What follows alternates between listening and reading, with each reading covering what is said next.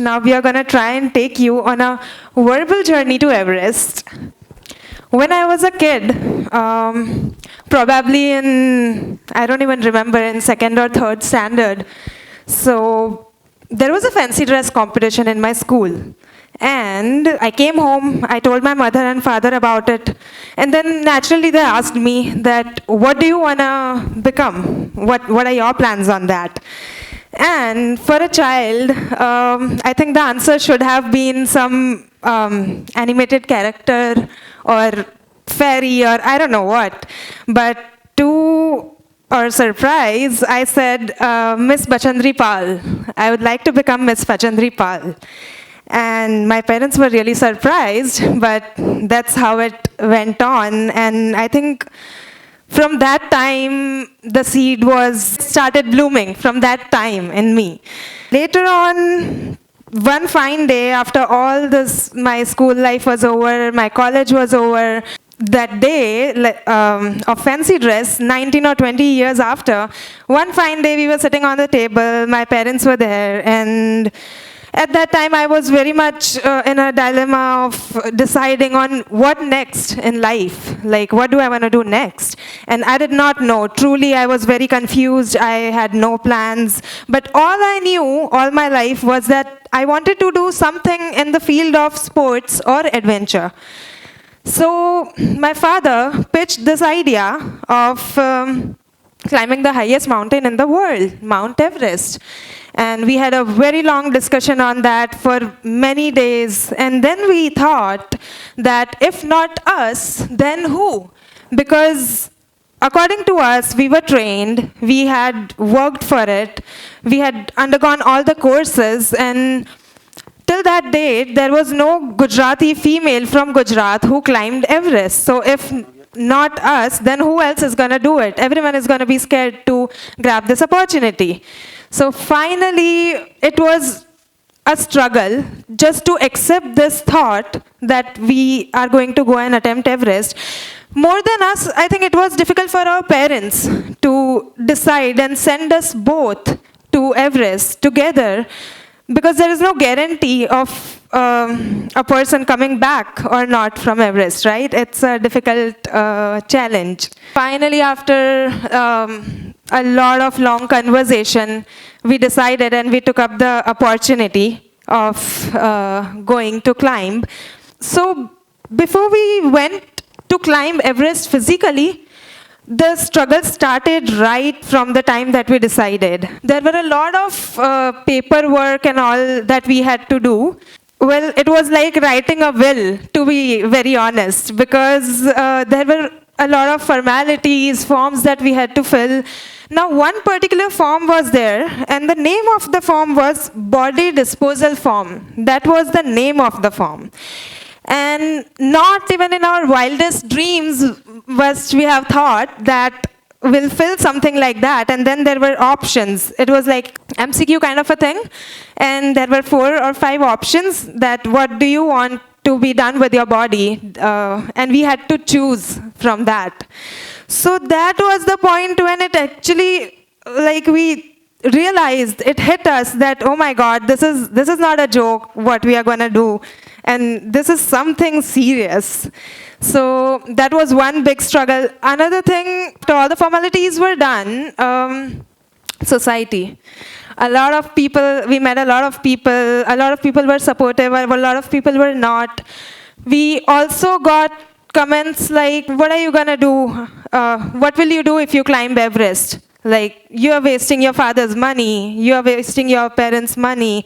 And also to our parents, people did go and tell them that, what are you doing? You don't know what are you doing with their lives? Like, you're sending both of them together, at least send one by one. I mean, okay, which parent can decide that which one I want to send to, to lose them? I mean, finally, it was all a very crazy time for us. It was very difficult emotionally and in every way for us to, right before going to Everest. I mean, all those challenges were different that were going to come on our way.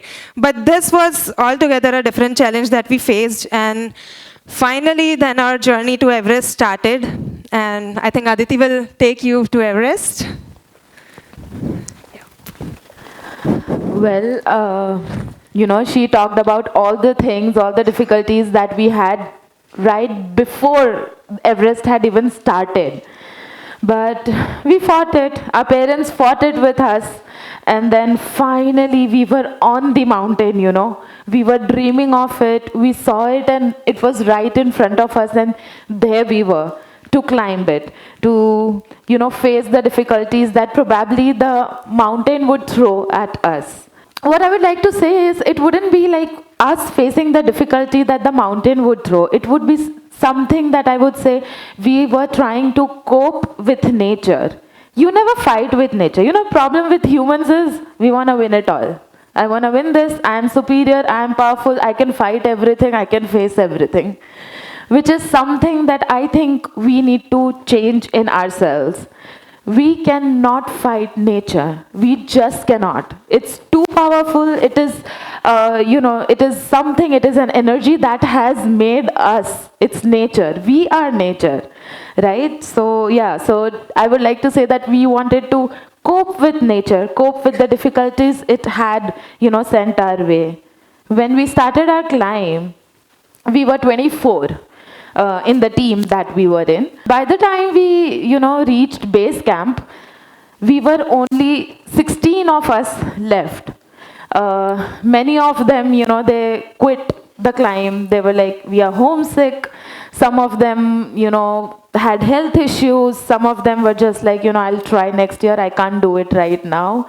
And so like that, from 24, we came down to 16. All 16 of us submitted, and what I would like to say here about females being a little bit more, mentally strong than males is that everyone who quit was a male. We had like, yeah.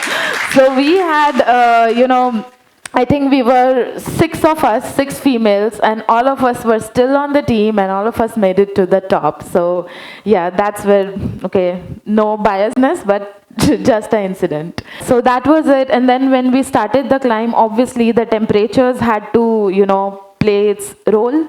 On Everest, when we went to the top, we had to face temperatures which were lower, which were as low as minus 50 degrees Celsius, which is like, we don't even have that temperature in our freezers, deep freezers back at home.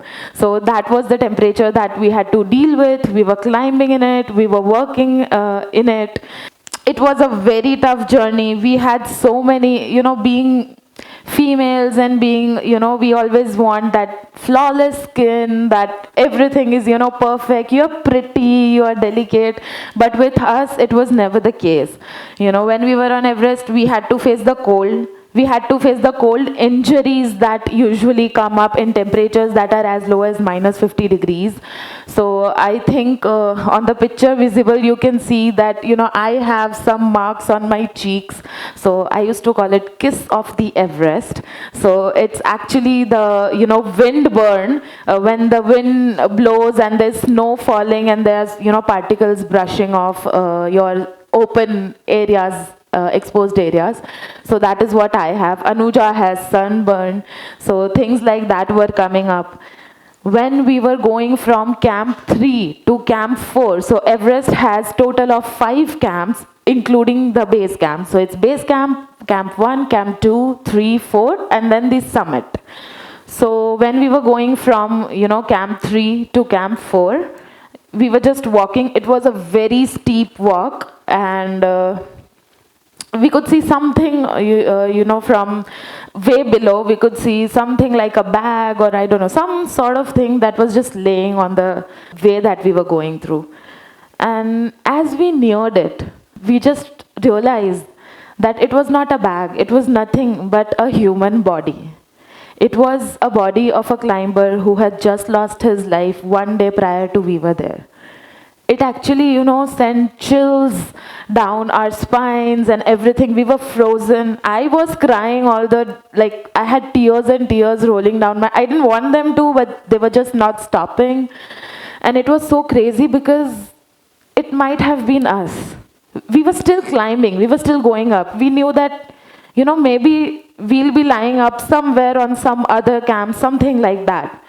So it was very crazy, emotionally turmoiling, area when we were there, and it was very scary. But by God's grace, it's two of us doing things together, and it is really emotionally very supportive when you have someone of your own on climbs like this. On it's Everest is a journey of 2 months, 2 months of no networks, no comforts, no nothing. It's just us and the people there who have our life rests in their hands, their life rests in our hands. We are all unknown. We were all strangers when we first got together, but then they were the only family we had there. Anything that happened, they were the first ones who would be reacting, first things to us. So it was a family, and we were all scared for each other. After we climbed, after we were done with the climb, after we summited and we were coming down, we lost one of our team members. He just had an heart attack. He was 61 years of age, and he did the whole climb, very in a fit manner. He was successful and all, but then he lost himself to a heart attack on that height.